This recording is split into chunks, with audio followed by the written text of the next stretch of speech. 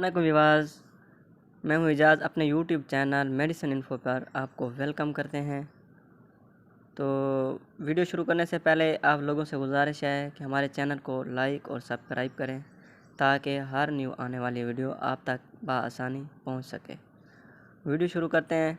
आज हम जिस टैबलेट का रिव्यू करने जा रहे हैं वह है अगमेंटन BD। अगमेंटन BD टैबलेट इसको इस वजह से कहा जाता है क्योंकि ये 1000 मिलीग्राम में पाई जाती है। इस टैबलेट का फार्मूला कोआमेस्क्लेव है। तो अब हम आपको बताएंगे कि ये कहाँ इस्तेमाल की जाती है।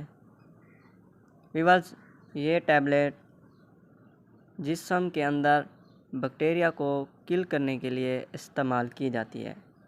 डॉक्टर हजरात इस टैबलेट को ऑपरेशन के बाद और डिलीवरी के बाद ज़ख़म को खुश करने के लिए इस्तेमाल करवाते हैं।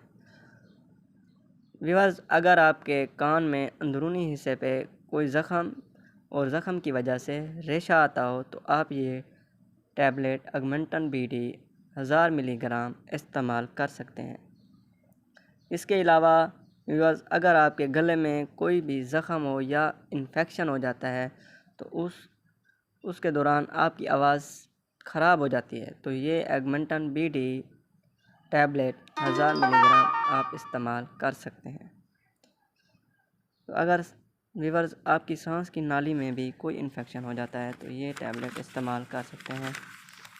और अगर व्यूअर्स आपके नाक के अंदरूनी हिस्से में कोई ज़ख़म और ज़ख़म की वजह से रेशा पैदा हो जाता है तो आप ये टैबलेट अगमेंटन BD इस्तेमाल कर सकते हैं। व्यूअर्स, अगर आपको बार बार खांसी आती है और बार बार खांसी आने की वजह से आपके फेफड़ों में तकलीफ़ होती है तो फेफड़ों में तकलीफ़ होने से लंग्स इन्फेक्शन हो जाते हैं, फेफड़ों में ज़ख़म बन जाते हैं। फेफड़ों में इन्फेक्शन होने की असल निशानी ये है, अगर आप रात को सोते हैं तो सोने के बाद जब आप सुबह खाली पेट उठते हैं तो आपके फेफड़ों में दबाव महसूस होता है और आपको चेस्ट पेन होता है। चेस्ट पेन होने के साथ साथ आपको सांस लेने में तंगी होती है। तो फेफड़ों के अंदर जो भी इन्फेक्शन, ज़ख़म, खांसी की वजह से होते हैं तो आप इस टैबलेट अगमेंटन BD को इस्तेमाल कर सकते हैं। ये टैबलेट फेफड़ों के अंदर ज़ख़म को ख़त्म कर देगी और ये बहुत मुफीद है।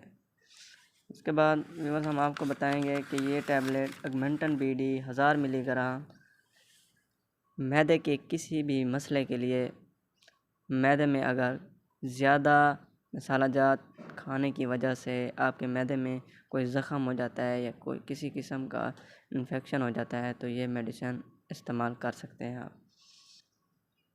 तो अब हम आपको बताएंगे कि व्यूअर्स, मेल और फीमेल जेनेटिक प्रॉब्लम्स, यानी कि अगर मेल और फीमेल में कोई भी किसी किस्म का जेनेटिक इन्फेक्शन हो जाता है तो जेनेटिक इन्फेक्शन के लिए ये मेडिसिन, ये टैबलेट अगमेंटन BD आप इस्तेमाल कर सकते हैं। ये इन्फेक्शन के लिए बहुत ज़्यादा मुफीद मेडिसिन है।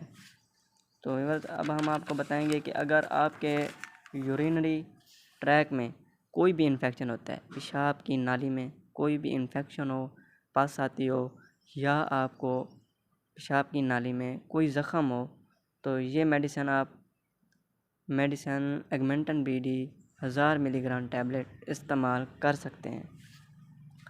अब हम आपको बताएंगे इस मेडिसिन के साइड इफ़ेक्ट। इस मेडिसिन के क्या साइड इफ़ेक्ट हो सकते हैं। अगर आप इस मेडिसिन अगमेंटन BD टैबलेट का इस्तेमाल लंबे अरसे तक करेंगे तो आपको स्टोमक का मसला भी हो सकता है और अगर आप इसका काफ़ी ज़्यादा लंबे अरसे तक इस्तेमाल करते हैं तो ये टैबलेट आपकी स्किन को ड्राई कर सकती है, मतलब आपके चेहरे को खुश्क कर देगी। और इस टैबलेट अगमेंटन BD का इस्तेमाल लंबे अरसे तक आपके जिगर की गर्मी को भी ज़्यादा कर सकता है और आपके मुंह का जायका भी चेंज हो सकता है और सर में दर्द और सर में दबाव, इस किस्म की अब आपको बताएंगे हम कि इस मेडिसन के तरीका इस्तेमाल इस मेडिसन का आपको बताएंगे। अगर 20 साल से ऊपर आपकी एज है तो आप एगमेंटन बीडी 1000 मिलीग्राम वाली टैबलेट एक सुबह और एक शाम इस्तेमाल कर सकते हैं। जिन वीवर्स को फेफड़ों में ज़ख़म और सांस की नाली में कोई भी इन्फेक्शन है वो एगमेंटन बीडी टैबलेट 1000 मिलीग्राम वाली एक सुबह और एक शाम इस्तेमाल कर सकते हैं। अगर 20 साल के नीचे 18-15 साल की उम्र के बच्चों के लिए आप 625 मिलीग्राम वाली टैबलेट एगमेंटन बीडी इस्तेमाल करवा सकते हैं। तो गाइस ये तो था। तो वीवर्स, पहले हमने आपको इसके बारे में इस्तेमालात और इसके साइड इफ़ेक्ट बताएं। अब हम बात करते हैं इसकी प्राइस। तो वीवर्स, इसकी पाकिस्तान में इस टाइम प्राइस 277.77 पैसा है।